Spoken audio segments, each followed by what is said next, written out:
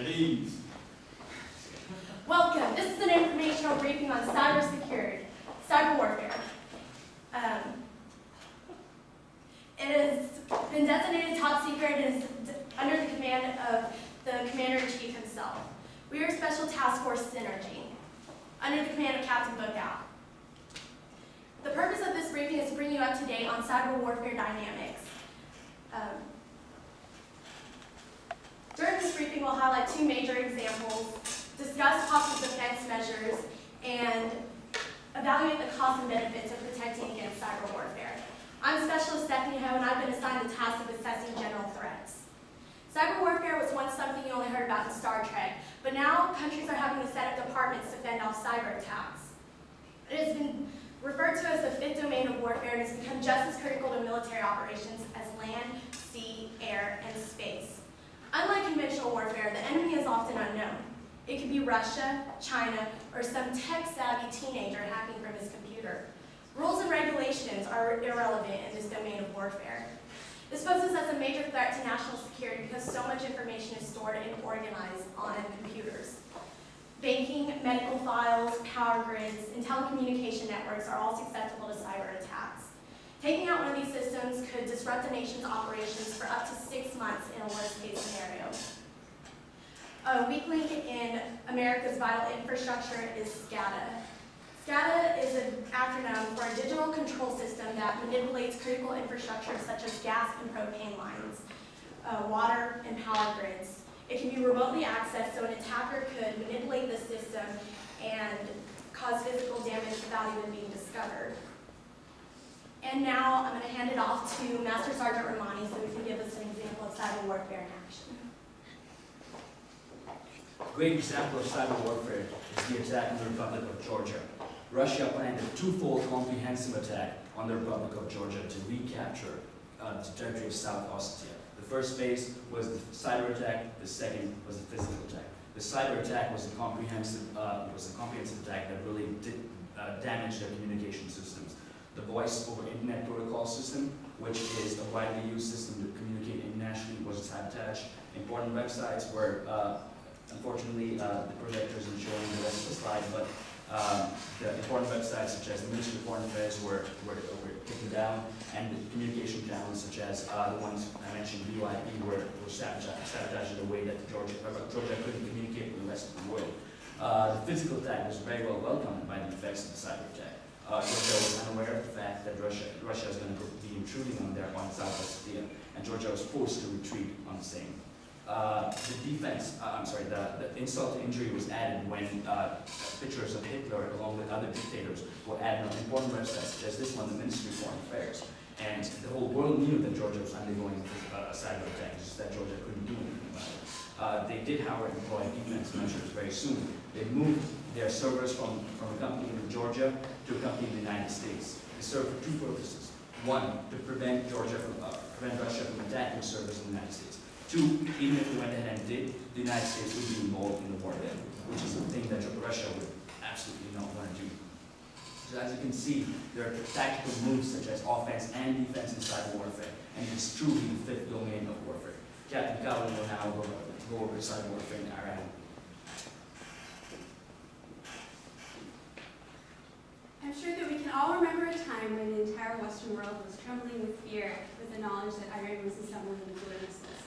Well, Hillary Rodham Clinton diminished our fears, and she released a statement stating that Iran's nuclear missile program was set back due to technological difficulties. These technological difficulties turned out to be a highly sophisticated form of malware known as Stuxnet. And Stuxnet was transmitted through a USB port in a process known as air gapping, which means that it was transmitted through a process without the internet. It was the first known virus to specifically target programming logic controllers, which means that it set the centrifuges spinning out of control, and it also displayed surveillance tapes to the operators of everything in normal working function. 100,000 hosts worldwide have been hit by this virus, 60,000 of which were in Iran. And at Natanz, one of Iran's largest nuclear facilities, 1,000 of the centrifuges had to be replaced. A virus of this size and magnitude could only have been created by a state agency. And possible suspects include the United States, Israel, or United States-Israeli alliance.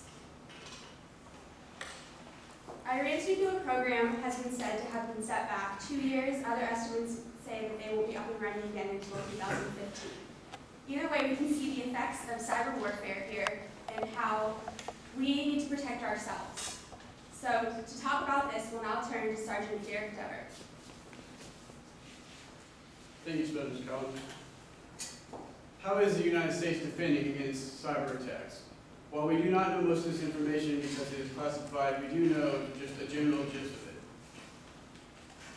Under the Bush administration, the CNCI was created. The CNCI was created in order to establish a forefront of defense to defend and protect our future against cyber attacks.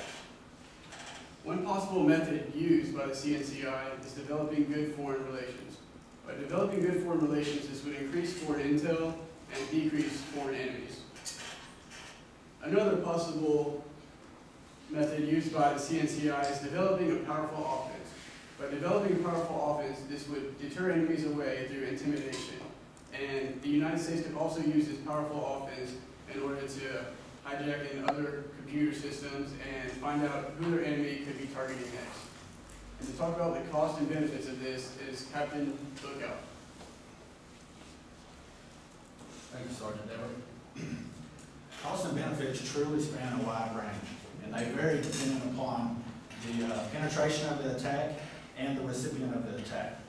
Our Commander-in-Chief has designated cyber warfare as a major national threat and has highlighted a few. We know that cyber intruders have probed our electrical grid, and that in other countries, cyber attacks have plunged entire cities into darkness. President Obama didn't say which country had been plunged into darkness by computer hackers, but we found out it was Brazil. We also found out that hackers had been infiltrating everything from our defense networks to the financial systems. Bank robbers are now stealing more money with computers than they are with guns. There are thousands of attempted attacks every single day, tens of thousands of attacks. So, a cyber attack could range from a blackout on a city block to trillions of dollars being wiped from an economy. The CIA fact book has estimated our broad money supply in this country to be at $12.5 trillion. Theoretically, a multiple penetrating cyber attack could come close to wiping that figure out. So that would bring us to the broad range of the spectrum. Why? Because most of our broad money supply is held and transferred in accounts that are manipulated via electronic media and usually across the internet. Meanwhile, the benefits of using cyber attacks are you save in expensive weaponry costs, mobilization costs, and other costs associated with modern warfare. As Sergeant Dever noted earlier, cyber is an asymmetric threat. Defense softwares run in the 5 million to 10 million lines of code, whereas the average malware only requires 170 lines of code. It's a very difficult, if possible at all, to locate the originator of a cyber attack. These differences are substantial. What we do know is that a good security plan is needed soon.